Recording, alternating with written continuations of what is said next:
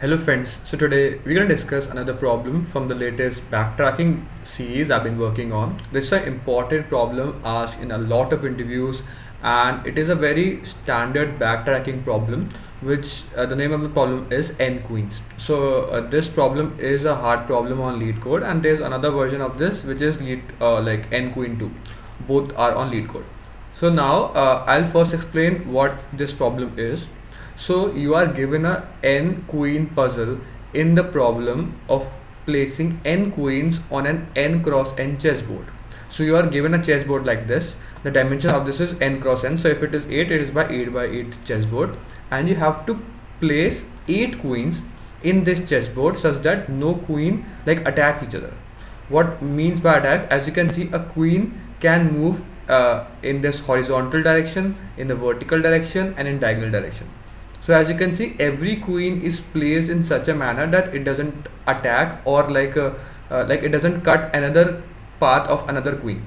Like as you can see, if you take any queen, no other queen is in the same like vertical path, horizontal path, or diagonal path for the same queen. So they are placed like this. So if you are given a n cross n chessboard, let's assume you have a board of like of 3 size, 3 by 3, 4 by 4, 5 by 5, then you have to place 5 queens. In 5 by 5 grid, you have to place 5 queens such that no queen attack each other. And that's the whole problem, how to solve this problem. Okay, so now in the first queens 1 and queens 1, as you can see, you have to output different configuration of boards. So there can be multiple answers for a particular solution. As you can see, for a particular n equal to like 4, as you can see in this problem, there are 2 chessboards, like 2 configuration in which if you place queens in this configuration, there is no attack on each other. So in this problem, the first part, you have to output all the possible configuration for any given n. And in the second problem, it's just the same. It's like in this you have to output the number of configurations. Okay, so you just use the same code here again, and in the end, if you find out how many configurations are there, so you just output the size of that vector in which you store out the configurations. So both these problems are same. The code will be just definitely like 99% same. Just the last line is changed, which is like in this I return out the like the size of the array, and in this I have just written out this array. So the rest of the code is just completely same. So now first we understand how to approach this problem and how is a backtracking problem. So first, as you can see, how to think over this problem is, you can do this in a very naive way. Naive way means that in backtracking what we do, it's just a recursive thing in which like I can assume that there is a queen on this block, or there cannot be a queen on this block. So there are obviously like 2 choices, whether this can be a queen here or a queen not. I can put a queen here or queen not. I can put a queen here or not. So for every block there is 2 possibilities. So the total number of possibility is total, like if there are n like the side of this is n, so there are n square boxes, so 2 to the power of n square, and these are total number of possibilities, like total possible configuration of the board, because let's assume that there is only 1 queue and the rest of them are empty. Like there are 2 queues, rest of them are empty. So the total number of configuration is this. So what you can do in a very naive way is like generate all possible boards and then check that whether for every possible board whether this board is valid or not. How to check whether a board is valid? For every queen, check that for any queen there should not be 2 queens on the same row, so this board is not valid. As you can see, for any 2 queens they should not be in the same row, they should not be in the same column, but they should not also lie on the same diagonal. So this is also not possible. So as you can see, for 4 by 4 the possible combination can be I can put 1 queen here, 1 queen here, okay, 1 queen here and 1 queen here. Now as you can see, no queen attack each other and no queen in the same line or in the same like row, vertical or horizontal. So this is a valid path or valid configuration. Now it can also be that if you take a mirror image of this about this center line, which is that if you take this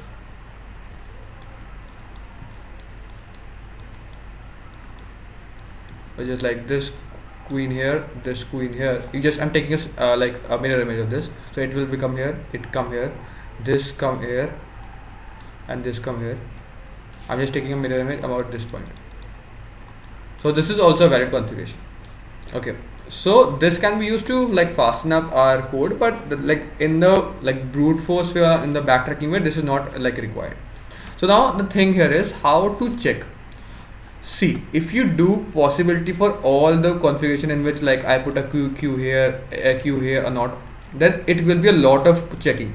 Like I have to play like find out all the possible configuration of 2 to the power n square, which is a very lot of configuration for larger n's. But you can like find some optimization in which you can assume that if I put one queue here, then there should not be any queue in the same line, or there should not be any queue on the same horizontal or vertical line or same diagonal. And also, as you can see, every row has only one queue.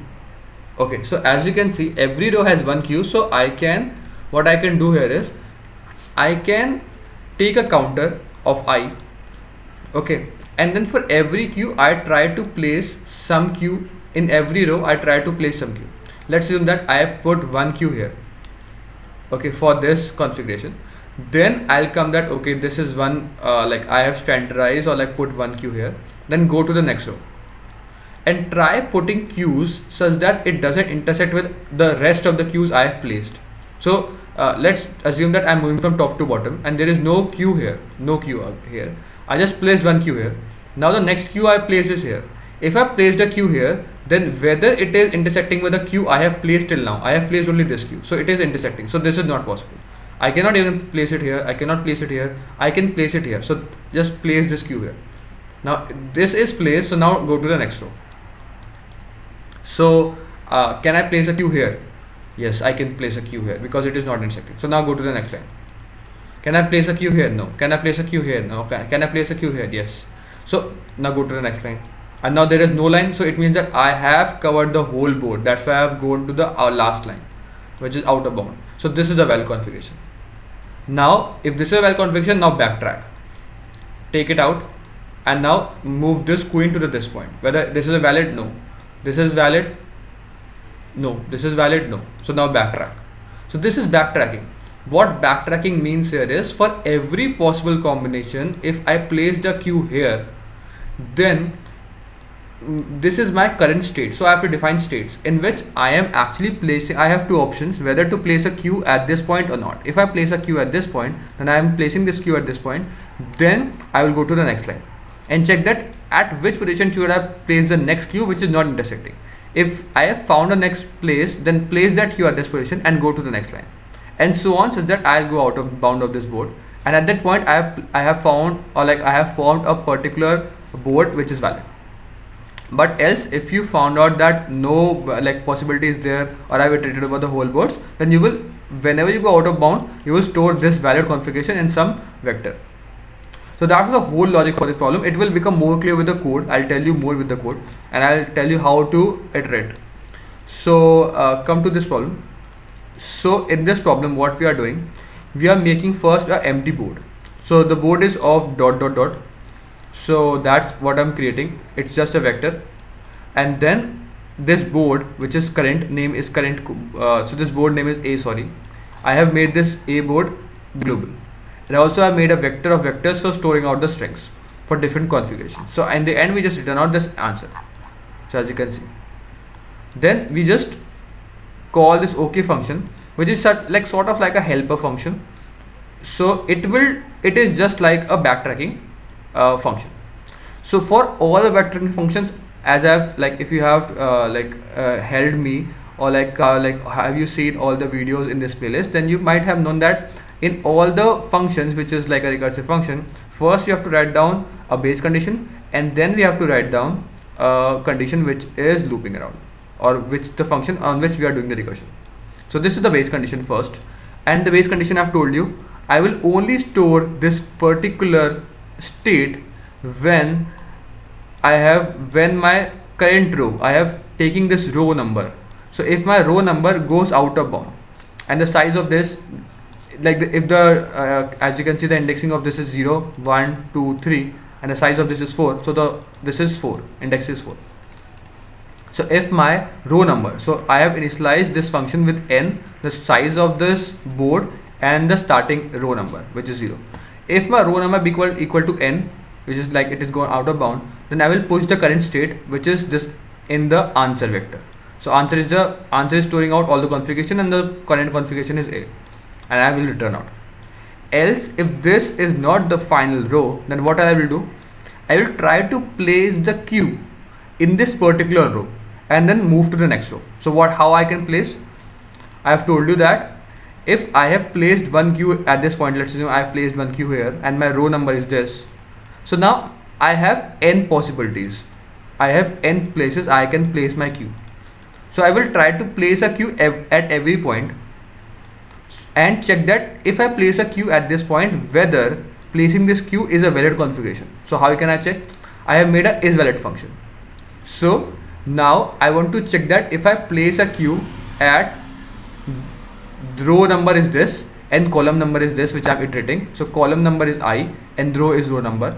If I place a queue or like a queen at row number and I at this point, whether it is valid or not. If it is valid, then what I can do, I will place queue at this position in the board which I am talking about, which is the global board, update this queen, and then go to the or recursively call this function again with increment of the row number, as you can see.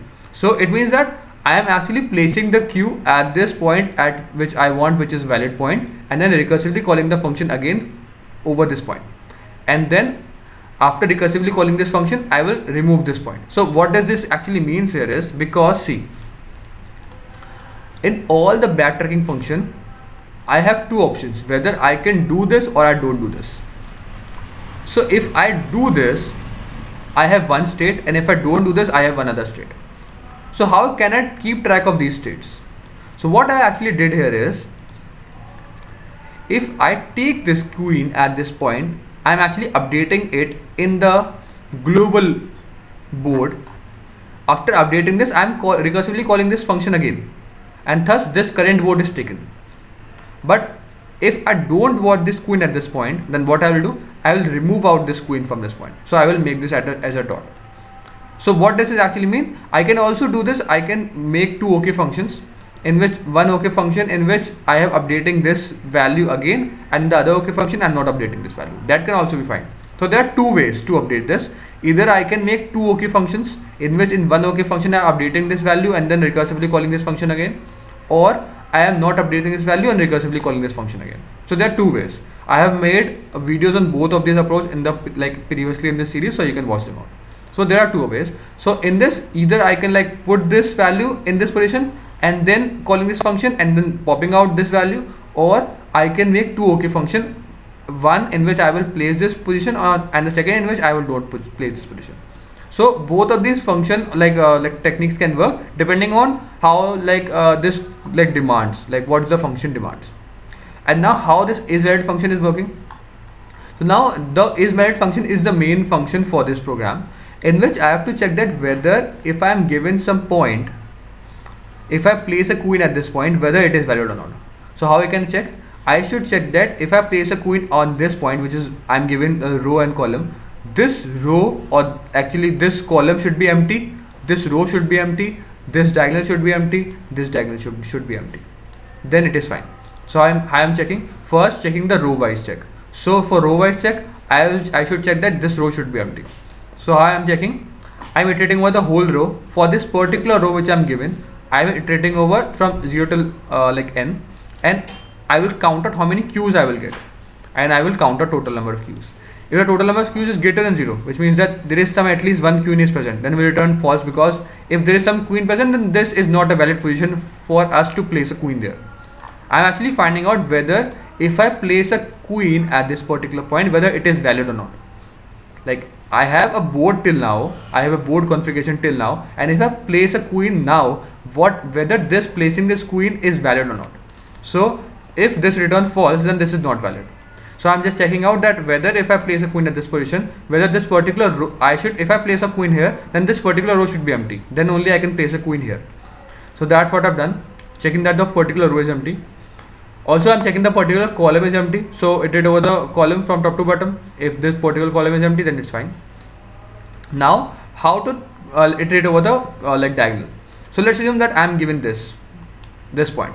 So how you can see that if this is the diagonal, both of the indices is incrementing. This is 1 to 2, 3. So if it's 0, then 1 to 2.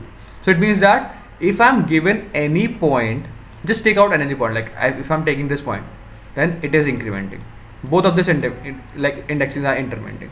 So what actually I can do here is, for moving in this direction, for moving from top left to bottom right, what I can do, I can increment from 0 till n. I have to just increment the values, and I can only increment such that my row plus I and row plus, so as you can see, I am incrementing my row and column by I. So for first it is row plus 1 and then column plus 1. So row plus 2, column plus 2. So as you can see, this row, what is the particular row I am given, I am incrementing this row number by 1 and column number 1. And in this, if I go above, I will decrementing my row number 1 and column number by 1. So that's what I'm seeing, that if by incrementing my row and column by I, which is like 0 till n, if it is fine, if it is inbound, then okay, I'm just checking that whether this particular diagonal is having some queens, just count it out. If I go out of bound, we just break. So in this, as you can see, I am going down the diagonal, and then I will do the same thing, because for any point, if I'm doing down the diagonal, I have to go up the diagonal also. So that's what I'm doing. First it is going down the diagonal and counting out how many queens are there. If queens is just greater than 0, return false, and just going down the diagonal, sorry, the up the diagonal and down the diagonal. It's just the same. It is in row plus I, then row minus I, or column minus I, as you can see. First it is both of them are incrementing by 1, and then both of them are decrementing by 1 and 2 and so on. Now how I can move in this manner? In this manner, as you can see, if you can just see that, just take this example only. This is incrementing, but this is decrementing. So one index is incrementing and another is decrementing. So it's just the same. You just do the same thing. You just increment one plus I and decrement the other, and same the thing for like decrement one and increment the other. So it's just the same thing of this. In this, as you can see, I'm just incrementing both by I and then decrementing both by I. In this, I'm just incrementing and decrementing and then decrementing and incrementing. Just same thing. And at any time I found out that the number of total queens in the particular diagonal is greater than 0, then I just return out false, that this particular position is not valid. And else, if everything turns out to be false, like everything is correct, then in the end I will return out true. And that's the is valid function. You can also like see the code in the description and try to analyze it by writing it down, so it will become more clear to you. So I hope you get the gist of how we are solving this problem. And the second problem is just the same. I've written on the same code, but in the end I'm just finding out the size of the answer vector, which I'm storing out all the configuration. So when I'm storing out all the configuration, which is the base condition, whenever as you can see, whenever my row number become equal to n, I will push back this particular configuration which is stored in A in the answer, and then we should return out. I hope you get the gist of the problem of both queens 1 and queen 2. If you still have any doubt, mention down. Thank you for watching this video, and stay tuned in this series. I'll be posting a lot of videos. See you in the next video. Till then, keep coding. Bye.